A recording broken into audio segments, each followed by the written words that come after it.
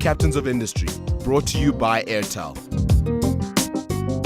Welcome back. You're watching Captains of Industry. Now, Eskel Jawitz has had a full career in real estate. It started with him being the enterprising founder of one of the premier real estate groups in South Africa. Later on, he was celebrated by his peers with a Lifetime Achievement Award from Jawitz Properties. He's played a significant role in defining industry standards as he was president of the Estate Agents Board. Eskel Jawitz is our Captain of Industry tonight, speaking frankly and simply about a very complex area of business. I thank you so much for being with us. Now, obviously, we spoke about how you've corporatized the business, how you've expanded your footprint and defined industry standards in South Africa, but now you've moved beyond this country. Your views on Africa, because everybody's excited about Africa, the emerging economies, the frontier markets, the growing African middle class. What are your views? You've gone into Botswana, you've gone to countries like Mauritius. Some would say you're a little bit cautious. You're moving into the countries that have established democracies, good per capita GDP. That's not a very aggressive stance. Well, I don't think today is the time to be aggressive. You can be assertive. I think Africa occupies exciting possibilities for us, but the time for now is a little bit to be conservative. But you talk to me about Africa, and politically, it's a pity that Roy Walensky at the time, without again getting into politics, that his vision for Africa to combine. And I think that would be, it's a pity that we don't have the United States of Africa. Yeah. Can you imagine the potential how we could compete with the rest of the world, be it China or India, with the United States of Africa? And I think that is one of the challenges for Africa. Has it been a different animal for you? Because obviously working in South Africa, you're starting to understand our mindset. Is it a very different mindset of buyers and sellers and aspirations in other countries? I really can't talk in other countries. I've traveled to America, I've traveled to Europe. There are basic differences in terms of what you're allowed to do and what you're not allowed to do. America have got some peculiar standards. My youngest son is now a realtor in the United States of America, and when he tells me what he can do and what he can't do, I don't know how the hell he runs his business, how he works there. But there are differences, I can't really define them, but I must tell you, in South Africa, generally speaking, our reactions are good, our reactions are solid. I need an opinion from you about something that has nothing to do with you, but ultimately will impact on your business. The whole Wendy Mechanic issue, allegations of investor funds being defrauded. It's going to set a new kind of precedent. It needs some kind of introspection in the real estate industry at large. It's one incident, yes, and it's an isolated incident, but as people look at the industry, they're needing to know how serious and how widespread the infractions are.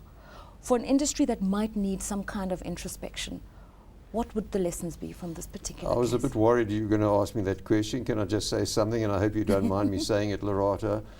You're still innocent until you're proven guilty. Fair enough. There are a lot of allegations going around at the moment about what was supposedly done, and that's going to have to stand up in court one day to go one way or the other. Our industry for many years hasn't had a good name. I don't believe that rolling over of trust funds is as endemic as some people make it out to be.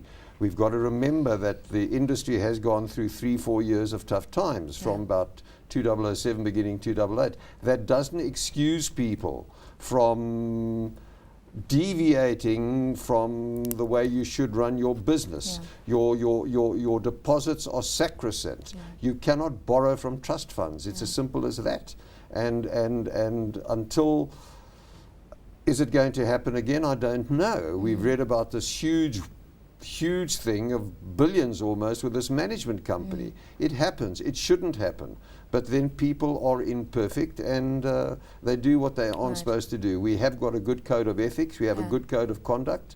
And most of us, I would like to think that most of us perform according to our code, to doing the right thing, treating others the way we'd like others to treat us. I would really hope that is the norm. On a scale of 1 to 10, if you had to rate the integrity of the real estate industry in South Africa?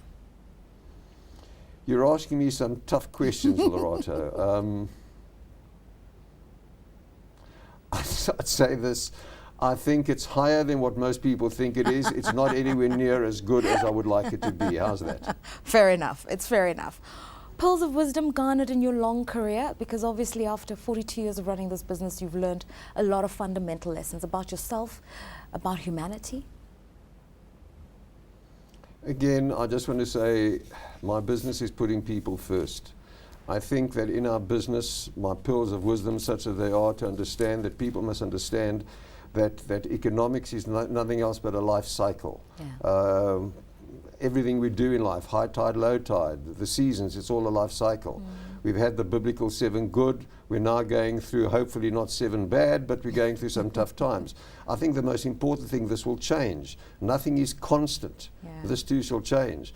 But if you ask me a pearl of wisdom, I think in whatever we do, we've got to be performance driven. We've got to accept accountability and responsibility for our actions or lack thereof. We've got to understand, I came across a saying not so long ago, if it is to be, it is up to me. And in that context, that's how we got to live. We can't blame circumstances for who we are and where we are. And we've got to fight through, and we've got to do it properly. You know, there was a famous football coach who wrote books, and he said, winning isn't everything, it's the only thing. And I penned my answer to that without going into, what about how you play the game? And in the ultimate, we're going to be judged by how we played the game, not necessarily only by whether we win or not.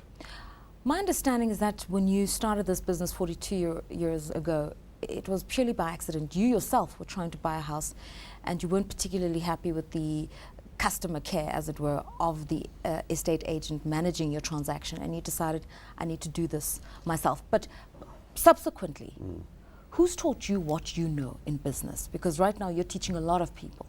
Who's taught you what you know? Life has taught me what I know. In my first position as a medical representative, my sales supervisor was a white Russian. Okay. His name was Boris Elchenko, and he taught me something. He said, listen to people, Eskel. He says, ask the right questions. In terms of what we're teaching you, practice and prepare. Never assume, don't take people for granted. And one of the things that he helped, and I'm sorry I've never said it to Boris Elchenko, and I don't know where Boris is today. He's watching CNBC. He taught me something then which I apply still to this day, especially because of technology. People will always be more important than systems. And it's one of the things that we've got to remember. Life is about people, it's not about systems, but we have to adjust and adapt and adopt systems in order to cope with our environment.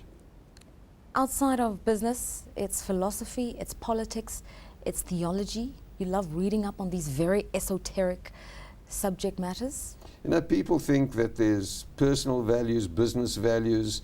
There's no difference in how you run your life and how you run your business. It's one and the same. The 3 great religions, and I've just said it before, the 3 great religions, Christianity, Islam and Judaism, they all say the same thing, but in different forms. Treat people the way you would like to be treated. Don't treat people the way you wouldn't like other people to treat you. Is that philosophical? Maybe it is, but to me it's common sense. On a Sunday afternoon, Yes. I don't know whether you read the Sunday papers like everybody else, but thereafter you pick up a book on these very complex issues. Politics, what are you reading up?